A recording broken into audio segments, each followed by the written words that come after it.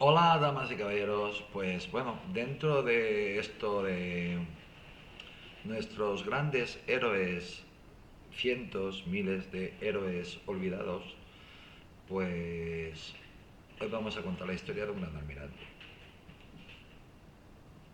La historia de España está plagada de héroes, algunos en el olvido. Este no es el caso de Roger de Lauria, o Lauria, que es bien conocido en todo lo que era la corona de Aragón.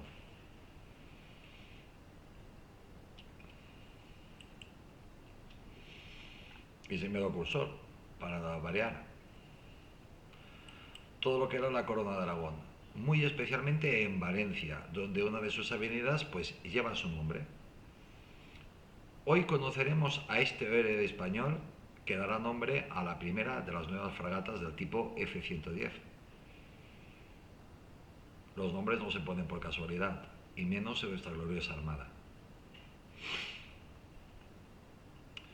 Y como nosotros pues tenemos la costumbre de olvidar absolutamente toda nuestra historia, pues aquí está el servidor, este humilde canal, pues para de vez en cuando, pues echar una miradita a nuestra gloriosa historia y ver qué es lo que fuimos y qué es lo que somos. Roger de Llauria o Lauria. Roger de Lauria. Aquí viene un enlace. Lauria Basilicata, 1250, Valencia 1305. Militar catalano-aragonés, de origen italiano, de origen italiano, almirante de la corona de Aragón, es decir, que estaba al servicio, era un vasallo más de la corona de Aragón. Estamos hablando de la baja edad media, o de la alta edad media, depende del lado que se mire. Almirante de la corona de Aragón, defendió Sicilia contra los argelinos.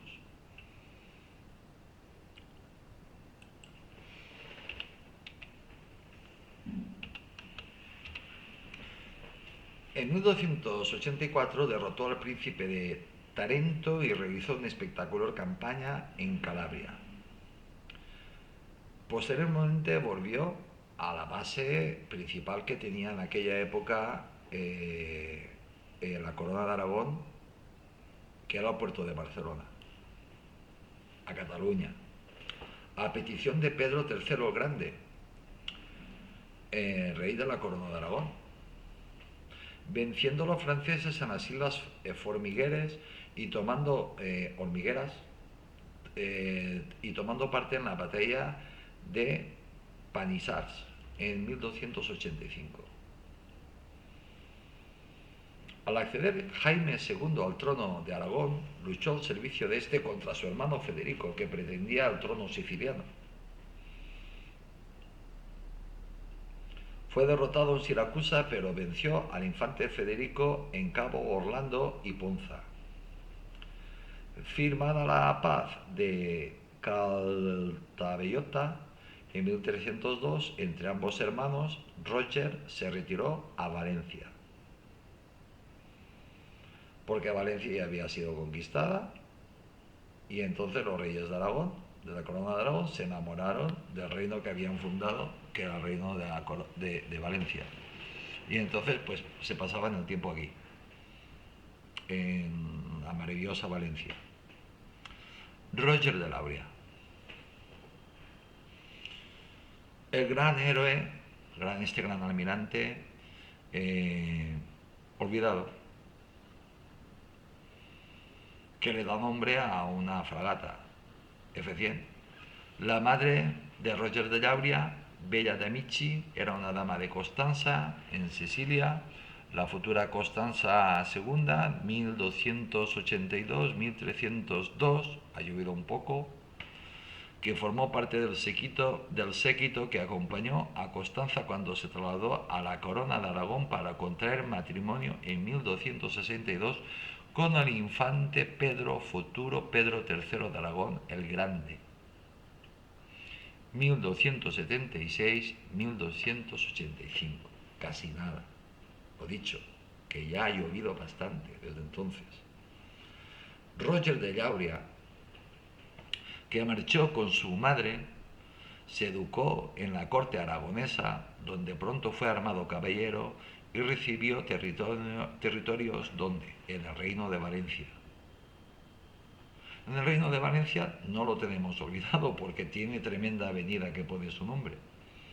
A principios de 1283 fue nombrado almirante de la flota y destinado a la defensa del reino de Sicilia, que el año anterior, tras el episodio conocido como Vísperas Sicilianas, había sido incorporado a la corona aragonesa en virtud de los derechos de la reina Constanza y en contra de las pretensiones del argevino Carlos I, rey de Nápoles y Sicilia. En el mismo año de su nombramiento, Roger de Llauria derrotó en el puerto de Malta una escuadra angevina formada por galeras provenzales, lo que supuso el dominio sobre las islas mediterráneas de Gocho y Malta y permitió el saqueo del puerto de Nápoles y la conquista de las islas de Capri e Ischia.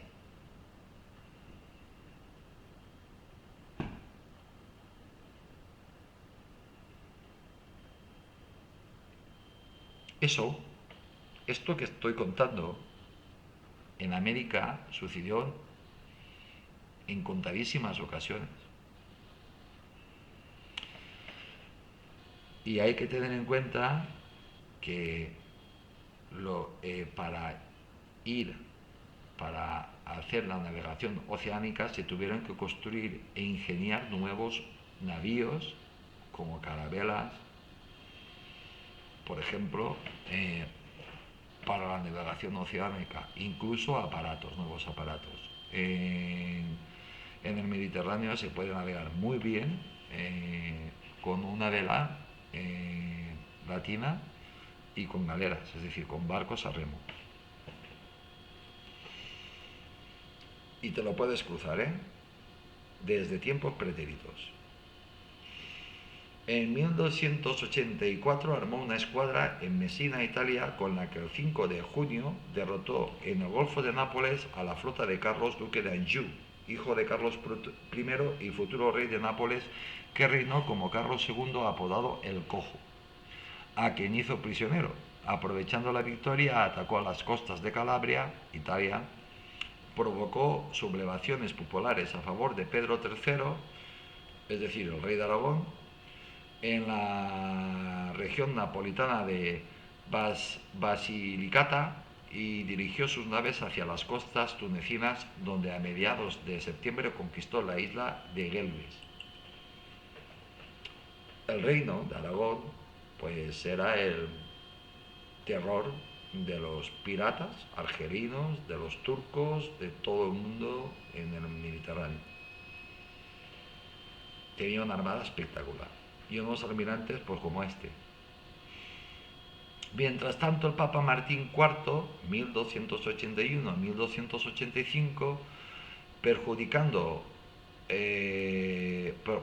perjudicado por la expansión aragonesa en el ámbito mediterráneo, había excomulgado pues a Pedro III de Aragón y predicado la cruzada contra él en 1283.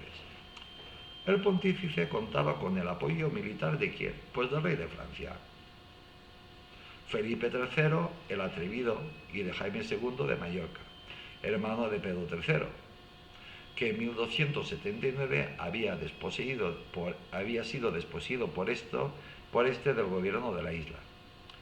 Ello provocó en 1285 el intento de invasión de Cataluña. Por ahí se entra muy bien en Aragón, porque Aragón está en el interior y la costa pues es Cataluña, pero Cataluña no deja de ser un condado de la corona de Aragón y un principado. Eh, y el puerto natural de Aragón.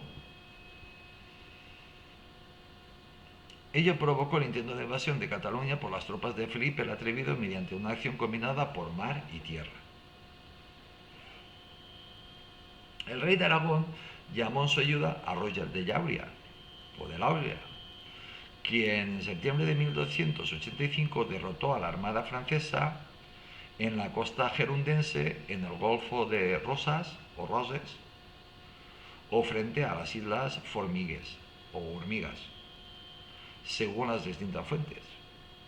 Y un mes después el ejército de tierra en la batalla del Cuello, de Panissars, entre la Junquera en Gerona y de Petrus en Francia, en la France, lo que supuso la derrota definitiva de Felipe el Atrevido.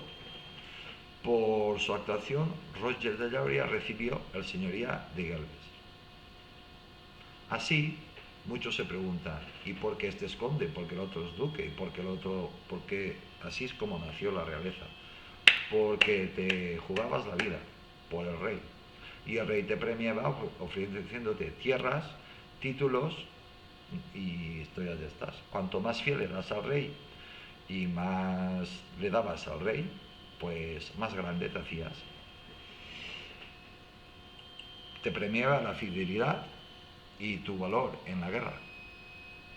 A la muerte de Pedro III, y eso es válido para todas las monarquías del mundo, a la muerte de Pedro III, en 1285, los territorios de la Corona de Aragón se repartieron entre sus hijos Alfonso y Jaime.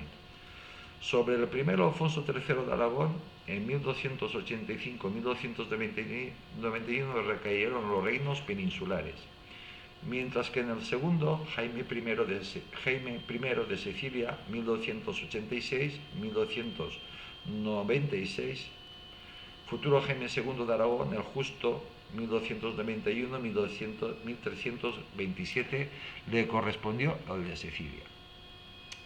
Siempre se ha dicho, y de esta cosa pues se aprende, de la historia se aprende muchísimo, que al dividir los reinos entre los hijos, entre los príncipes, pues al final te crean conflictos. Eso también ocurrió en Castilla. Léanse el cantar del mío Cid, por ejemplo. Si no le gusta la historia, pues se leen el cantar del mío Cid, que son 4 hojas y ya está. El nuevo Papa Honorio IV, 1285, bueno, que es pequeñito, que no es largo, 1285-1287, y Carlos el Cojo de Nápoles lanzaron una ofensiva conjunta sobre los dominios de Jaime I. Pero Alfonso III reaccionó enviando a Roger de Llauria. Es que claro, es que está en italiano, en valenciano y en castellano, y te armas un lío de miedo. Roger de Llauria. Para repeler el ataque, el ejército argevino pontificio, no es argelino, es argevino, fue derrotado por el almirante aragonés frente a Nápoles en 1287. Como ven, este almirante, Roger de Llauria, no perdía ni una batalla. Y las batallas entre los buques, como curiosidad, para los que no sepan cómo funcionaba el tema de las galeras, en las galeras era luchar como luchar en tierra. La galera pues tenía un espigón en la popa, es decir, en la parte delantera, una vela habitualmente, un par de velas y un montón de esclavos, que tu peor condena era que te condenaran a galeras, a remar, a remar, a remar, a remar, a remar. La vida de un condenado a galeras, de un esclavo condenado a galeras, era muy corta, porque eras el motor del barco. Y entonces se luchaba de la siguiente manera: podías llevar catapultas o armas de fuego. Cuando más avanzados estaba, pues ya había, entonces ya empezaban a haber algún arma de fuego por ahí, algún cañoncito, lo que fuera, que se tardaba mucho, pero sobre todo se seguía utilizando el fuego griego, catapultas, y te embestía la galera, te hacía un boquete a la otra galera, y la infantería de marina, los infantes, los caballeros que iban allí, los marineros, pues a luchar. Los remeros no, los remeros eran el motor. Si eran muy malos o eran muy malos los esclavos, pues luchaban encadenados. Si se hundía la galera, se hundían con ellos, con la galera. Si eran más o menos y los mandos eran más o menos pues bien, pues se que mantenían ahí quietos rezando para que no pasara nada y que perdieran los suyos, porque los otros habitualmente los solían liberar. Ahora lo que tenían cuentas pendientes con las dos partes, pues ya sabías que galeras. Al morir, eso lo digo yo como curiosidad, para que sepan cómo se luchaba en galeras. Que al final terminabas tú con tu daga, con tus espadas y tus flechas, tus arcos y cosas de estas, y después al abordaje. Porque los barcos estaban empotrados uno al otro. Es decir, eso de cuerdas y cosas de estos, eso es mentira. Al morir sin descendencia, Alfonso III, de 1291, legó los reinos peninsulares a Jaime, con la condición de que renunciara al trono siciliano en favor del tercero de los hermanos, Federico. Pero Jaime intentó reunir en su persona la herencia de su padre, Pedro III, y se limitó a nombrar a Federico lugarteniente general del reino de Sicilia, a cuyo servicio quedó Roger de Lauria. El contexto internacional, en particular la falta de apoyo castellano, obligaron a Jaime II de Aragón a firmar el Tratado de Anagni, Italia, el 24 de junio de 1295. Miren la historia como es, te dan la fecha exacta. En virtud del cual el monarca aragonés se comprometía a devolver Sicilia al Papa Bonifacio VIII en 1294. Eso quiere decir la fecha de nacimiento y la segunda, la fecha que muere el Papa o el personaje, 1303, que lo trasladaría a Carlos el Cojo, y a su vez al pontífice levantaba la excomunión que pesaba desde 1283 sobre el rey de Aragón, y de forma secreta prometía a este la investidura de los reinos de Córcega y Cerdeña.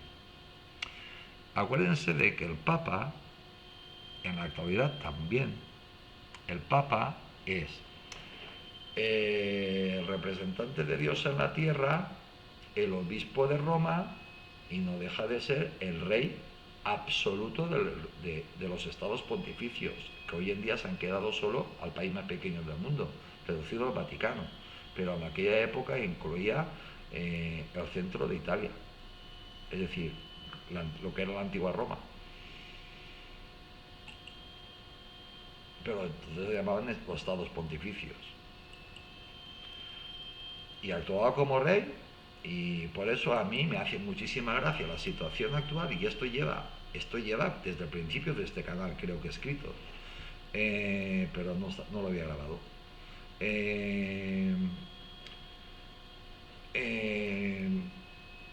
Por eso a mí me hace gracia que vengan a nosotros a enseñarnos diplomacia y a mentir y a engañar y a cosas de estas. Si nosotros, me refiero a los europeos, yo estoy contando la historia de España, de nuestros héroes olvidados, pero que me hace muchísima gracia, la verdad, muchísima gracia, y lo digo con toda la sorna y toda la ironía y todo el sarcasmo del mundo. Los sicilianos se opusieron a los términos. Fíjense que en esa época que estoy hablando,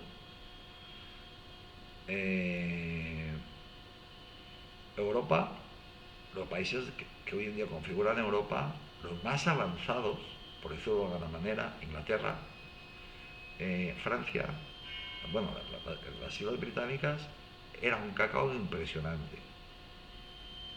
Los vikingos estaban permanentemente invadiendo, se estaba intentando unificar de la manera que fuera, existía feudalismo en Francia, tres pares de lo mismo.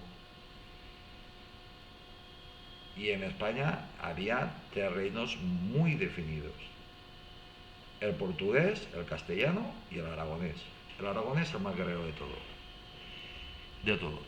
Y no tenía un céntimo, pero porque siempre estaban en guerra, estaban conquistando. Los sicilianos se opusieron a los términos del tratado y en diciembre de 1995 eligieron a Federico como señor de la isla. En 1296, Federico fue coronado rey con el nombre de Federico II de Sicilia. 1296-1337. En este caso es el tiempo que le duró el reinado.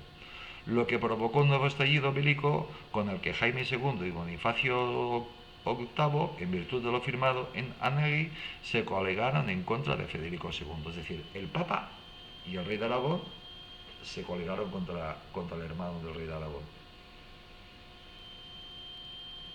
En las primeras fases de la lucha, Roger de Lauria combatió en el ejército de este, pero en 1298 pasó a formar parte de las tropas de Jaime II. Al mando de las mismas resultó herido en la batalla de Esquileche, Italia, 1297, pero en las batallas de Cabo Orlando, 1299, y Ponza, en 1300, infligió sendas derrotas a las fuerzas de Federico II.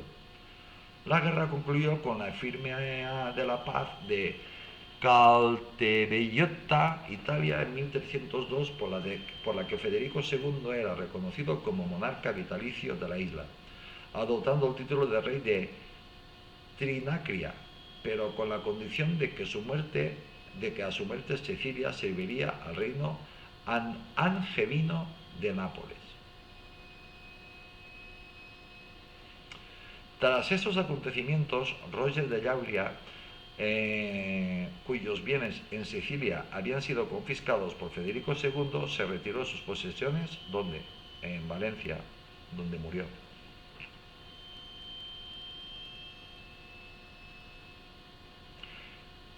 Y hasta aquí. ¿Entienden ahora por qué una fragata recién lleva el nombre de Roger de Lauria? Porque era un jabato en el mar, no lo vencía ni Dios. Y como curiosidad, los que han estado en esa islita tan bonita que hay a nada, pero a nada, frente a Orihuela, desde Alicante se puede ir, en Tabarca, que está amurallada, fue repoblada esa isla por napolitanos.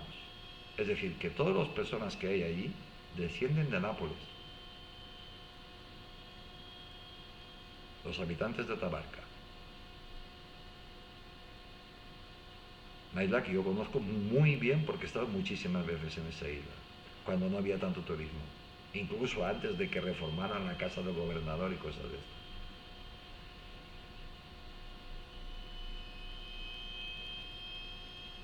He ido de soltero, de casado y de padre ya, con hijos y todo. Ahora lo que pasa es que la saturación y el dinero, en aquella época era una pasada, porque te llevaba un barco de pescadores. Y como hace buen tiempo, pues dormías en la playa o luego te acogían, eran muy acogedores. Había muy poca gente y comían muy bien. Pues señores, tenemos una historia espectacular. Y la pregunta es, ¿por qué no hacemos por qué no se hacen películas? ¿Por qué no conocemos la vida de esta persona? ¿Por qué no los estudian? Me imagino que los marineros, como mínimo, lo sabrán. Los historiadores, me imagino que también.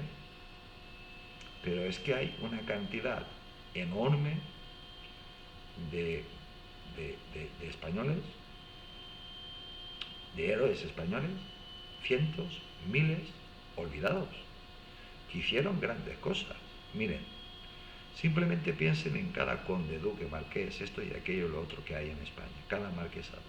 o cada condada, o cada condado, o cada ducado, lo que sea, te viene por méritos de guerra, por haber sido fiel al rey de la era de la picor,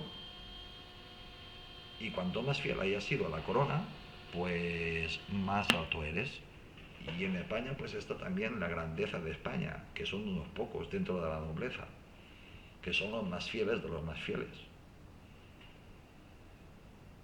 Como curiosidad, les diré que los que tienen mi franja de edad, incluso más jóvenes, se acordarán de la famosa duquesa de Alba, la madre del actual duque de Alba. Pues la duquesa de Alba tenía más títulos que el rey de España y que la reina de Inglaterra. Ahora su hijo no tiene tantos títulos porque los ha repartido en los 500 hijos que tuvo, porque tuvo un porrón de hijos.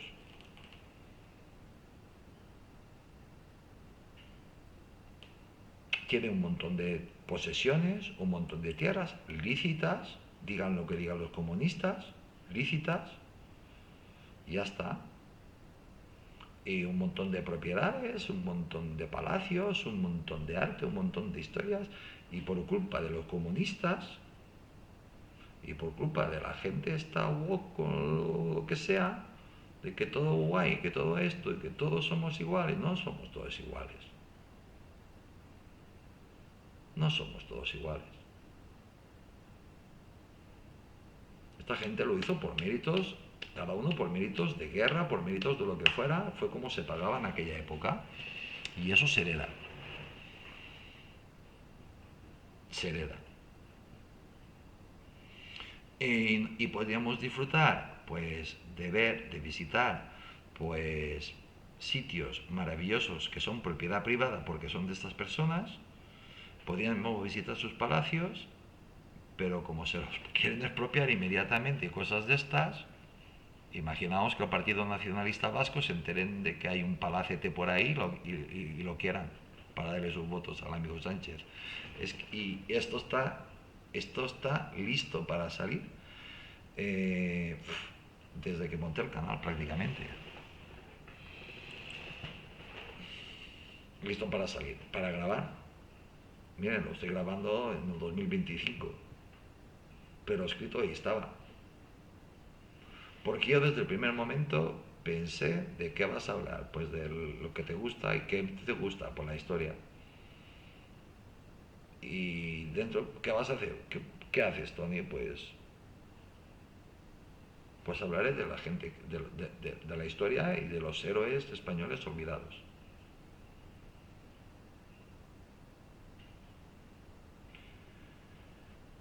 La pregunta es, si se hubiese unificado España,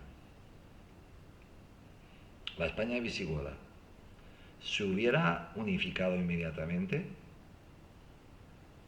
Europa sería España. Europa sería España.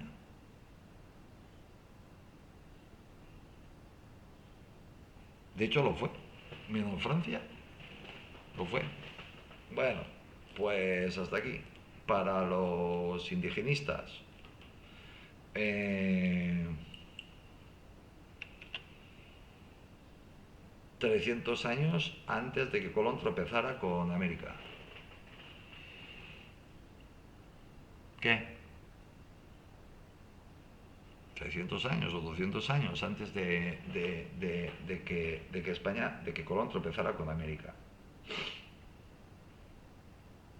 España se hubiera expandido directísimamente por toda Europa hasta Rusia, hasta la Rus, y se hubiera expandido pues todo hasta Egipto y más allá. De hecho, el título de uno de los títulos principales del rey de España es Rey de Jerusalén. ¿Quién conquistó Jerusalén? La corona de Aragón. ¿Quién conquistó Atenas? Porque también es un título, Rey de Atenas. ¿Quién conquistó? ¿Quién lo conquistó? La corona de Aragón. ¿Quién conquistó Neopatria? Que no sé dónde está Neopatria, lo tengo que mirar un día. Pues la corona de Aragón. Se hubiera expandido ahí. Y si encima,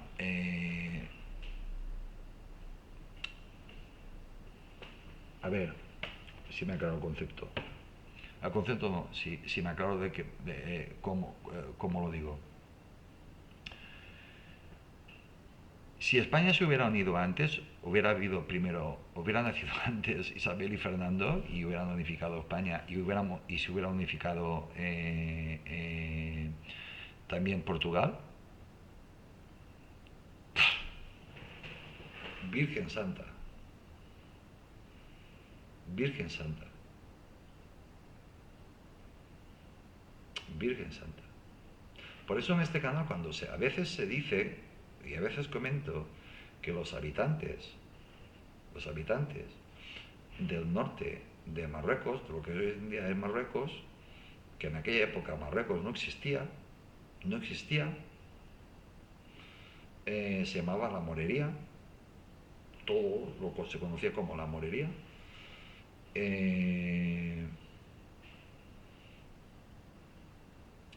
se vendían a España, no tiene ningún problema. 20 millones creo que son, o 20 y tantos millones. Los que viven en el norte de Marruecos, los saharauis, los mauritanos,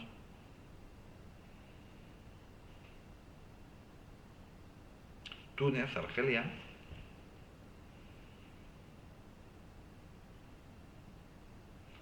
porque Francia bastante estaba con lo suyo, porque Francia es muy grande. Y encima, cuando se enfrentaban contra los aragoneses, recibían, si se enfrentaban contra los castellanos, recibían, pues se preocupaban de lo suyo. Cuando se sentían fuertes otra vez, han estado recibiendo siempre por parte de España. Por eso nos tienen tanto miedo. Y por eso, miren, lo que es España, ni más ni menos, es la continuación, y creo que no soy la única persona que lo dice, y yo no soy historiador, pero hay historiadores que sí que lo dicen, que el rey de España lo que simboliza en el fondo es la continuación del Imperio Romano. Posiblemente por eso, pues la envidia donde nació la leyenda negra, que fue en Italia. Y mira por dónde que los italianos y los españoles nos llevamos de lujo.